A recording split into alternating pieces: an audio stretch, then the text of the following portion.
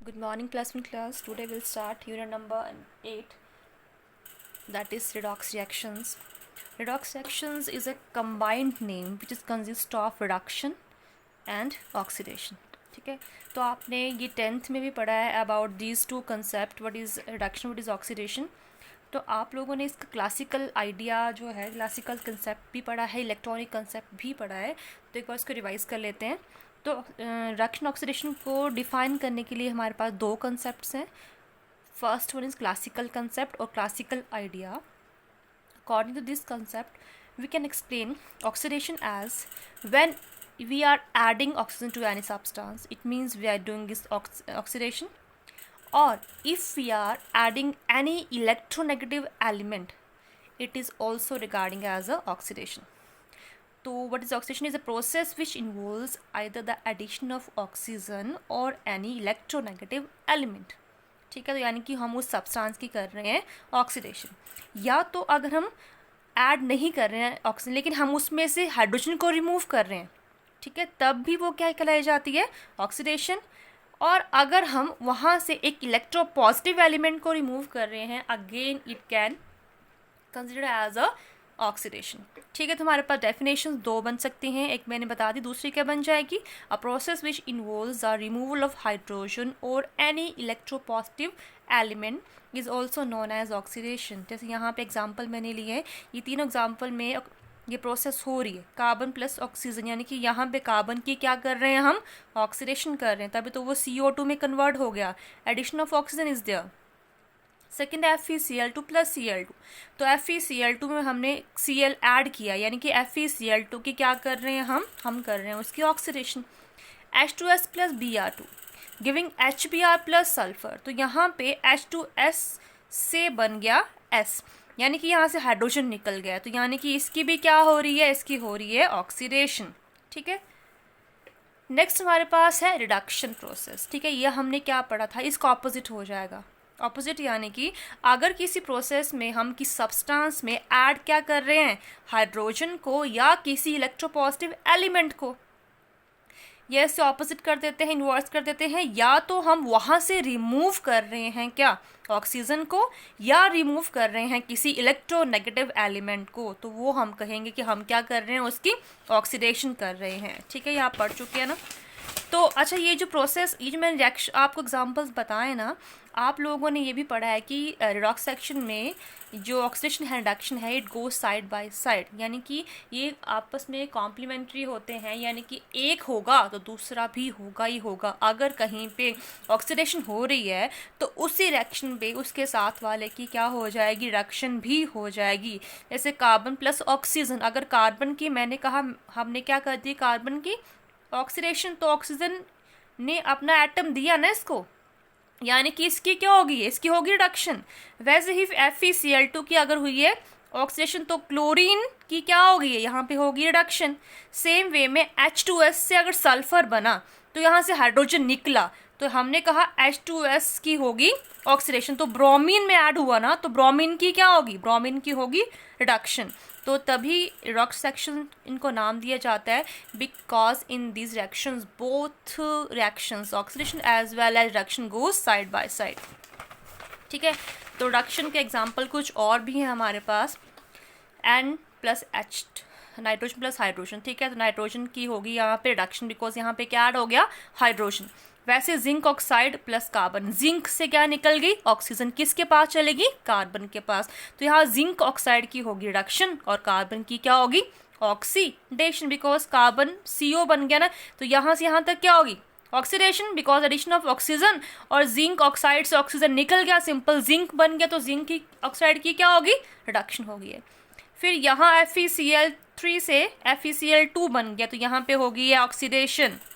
ठीक है, और Cl3 से Cl2 बन गया. ठीक है, तो यहाँ से निकला है ना, यानी कि यहाँ पे होगी है ऑक्सीडेशन होगी है. ठीक है, तो ये हमारे पास जो ये रिएक्शंस है ना, ठीक है, इनके बिहाफ में हमने ये कह सकते हैं कि both the concepts will go side by side. ठीक है, दोनों कंसेप्ट जो है एक साथ ही ये कंसेप्ट्स चलते हैं. अब हमारे पास जो मेन कंसेप्ट है वो है इलेक्ट्रॉनिक कंसेप्ट. ठीक है, ऑक्सीडेशन और हम कब कह सकते हैं कि यहाँ पे हुई है ऑक्सीडेशन? अगर किसी सब्सटेंस में से इलेक्ट्रॉन निकल रहा है, if any substance involve the removal of electron, the loss of electron, तब भी हम कह सकते हैं कि उसकी क्या हो रही है, उसकी हो रही है ऑक्सीडेशन। ठीक है, जैसे कि Na से अगर मैंने हीट किया इसको और ये बन गया Na positive after losing electron, तो यानी कि Na से Na पॉजिटिव तक कह सकते हैं हम कि हमने क्या कर दी, इसकी ऑक्सीडेशन। ठीक है, तो process in which an atom or ion loses one or more electron, ज़रूरी नहीं है एक ही लूज़ करना है, वो 2 भी कर सकता है, वो 3 इलेक्ट्रॉन्स भी लूज़ कर सकता है। तो ये सारा कंसेप्ट किस में आएगा? It will comes under the oxidation concept. अगर किसी रिएक्शन में क्या हो रहा हो, किसी भी सब्सटेंस में हम ऐड कर रहे हैं इलेक्ट्रॉन को, ठीक है, जैसे कि यहाँ पे Cl है, तो Cl जो है Cl नेगेटिव बनता है, आप लोगों को पता है Cl से Cl नेगेटिव बनता है, तो कैसे बनता है? बाय एडिंग वन इलेक्ट्रॉन, यानी कि Cl से Cl नेगेटिव तक क्या हो गई है, यहाँ तक हो गई है रिडक्शन। तो process in which an atom or ion gains one or more electron, that is known as reduction. ठीक है, अब ये कंसेप्ट जैसे हमने पीछे कंसेप्ट क्लासिकल कंसेप्ट में पढ़ा कि both the concept go side by side, oxidation भी रिडक्शन भी, वैसे ही अगर कोई एटम ना इलेक्ट्रॉन को लूज कर रहा है तो वो सेपरेटली, वो इंडिविजुअली कभी नहीं करेगा, वो तभी लूज करेगा जब उसके नेबरिंग में कोई ऐसा सब्सटेंस होगा जो इलेक्ट्रॉन को ग्रास्प ले सके, कैप्चर कर सके। ठीक है, यानी कि ये दोनों कंसेप्ट्स इलेक्ट्रॉनिक कंसेप्ट्स के अकॉर्डिंग भी both the concepts goes side by side. जैसे कि एग्जांपल हमने लिया है Na + Cl2 गिविंग NaCl। आपको यहाँ पे प्रूव करना है कि show that it involves oxidation as well as reduction. ठीक है, तो Na से देखो, खुद देखो, Na से NaCl बना है, तो Na पे कोई चार्ज नहीं है यहाँ पे। ठीक है, यानी कि इसके पास कितने इलेक्ट्रॉन्स हुए, अगर एक Na लेके चलें तो यहाँ पे तो 2 है, अगर सिंगल Na लेके चलें तो आप लोगों को पता है इलेक्ट्रॉन्स का अमाउंट दैट इज इक्वलेंट, कोई अगर न्यूट्रल स्पीशीज है तो number of electrons are equivalent to the atomic number of any atom. तो 11 इसका एटॉमिक नंबर है, it means it contains 11 electrons. ठीक है, यहाँ पे पहुँचते पहुँचते NaCl बन गया। NaCl को अगर हम अच्छे से डिसोसिएट करें तो हमें पता है कि Na पॉजिटिव चार्ज आएगा। Na पॉजिटिव यानी कि इट कैरी 10 इलेक्ट्रॉन्स ओनली, है ना। अगर 2 को अगर हम ना ले, सिंपल सिंगल ही ले, हम इसे पता करना है ना कि इलेक्ट्रॉन्स लूज हो रहे हैं या तो गेन हो रहे हैं। तो 11 से 10 रह गए इलेक्ट्रॉन्स, यानी कि लॉस ऑफ इलेक्ट्रॉन, यानी कि Na की हुई है ऑक्सीडेशन, लॉस ऑफ इलेक्ट्रॉन। और यहाँ पे देखो Cl2 नंबर ऑफ, अगर Cl2, अगर हम Cl2 सिंपल, अगर हम एक Cl लें तो 17 होता है इसके ऊपर इलेक्ट्रॉन्स। बिकॉज 17 क्यों होता है, इसके पास 17 इलेक्ट्रॉन्स क्यों होते हैं? बिकॉज इसका एटॉमिक नंबर क्या है, 17 है। ठीक, क्लियर। अब इसका एटॉमिक नंबर 17 है तो ये Cl नेगेटिव बन गया है ना, ये Cl क्या बन चुका है, नेगेटिव। तो Cl नेगेटिव जो बना बाय गेनिंग इलेक्ट्रॉन्स, ठीक है। तो यानी कि एक इलेक्ट्रॉन गेन किया, इसके पास कितने इलेक्ट्रॉन्स आ गए, 18 इलेक्ट्रॉन्स आ गए। ठीक है, यानी कि Cl2 से NaCl तक क्या हो गई है, यहाँ पे हो गई है reduction. Clear, both the processes are going side by side. So we have discussed the concept of acceleration and reduction on the basis of 2 concept, classical concept and electronic concept. अच्छा, अब हमने ना एजेंट्स के बारे में पढ़ना है। तो आप लोगों ने पढ़ा है जैसे ऑक्सीडेशन और रिडक्शन इन प्रोसेसेस हो रही हैं, ठीक है।